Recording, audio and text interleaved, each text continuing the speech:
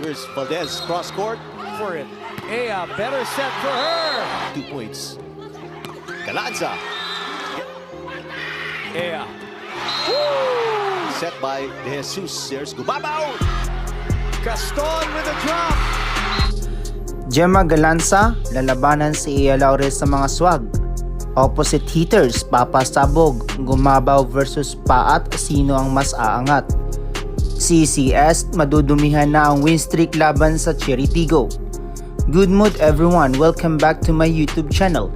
Huwag kalimutang mag-like, share, subscribe at pakihit na rin ang notification bell para maging updated ka sa ating mga video. Muling makikita ang dalawang popular club teams sa Pilipinas.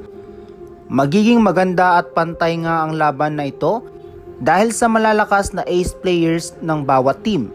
Magiging highlights nga sa laro nito ay si Gemma Galanza at Ea Laure na magpapaulan ng swags at galing sa laro.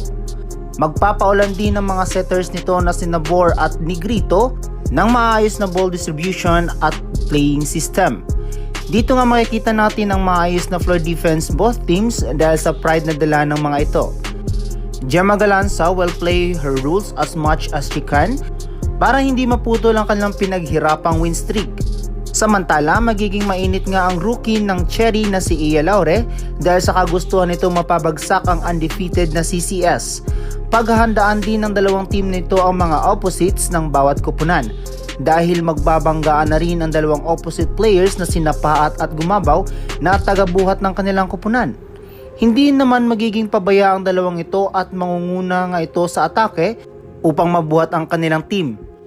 Kung magkakaroon man ng hindi magandang laro si Gumabaw ay andyan naman si Carlos na bubomba off the bench at babaguhin ang templada ng laro.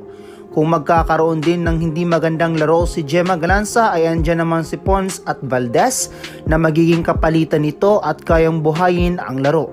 Samantala sa crossovers naman ay medyo si Ea Laure at Paat nga lang ang may kakayanang makipagbakbakan sa creamline dahil sila nga ang naging rason sa pag-angat ng Cheritigo.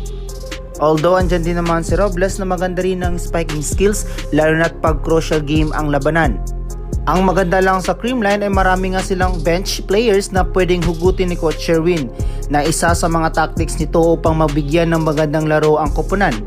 Hindi nito hinahayaan na mawala ng kumpiyansa ang kanyang mga players at dahil na rin sa tiwala niya sa bawat isa at ito nga ang nagiging dahilan upang mabigyan ng moral ang kanyang team na nagiging dahilan din sa kanilang pagkapanalo.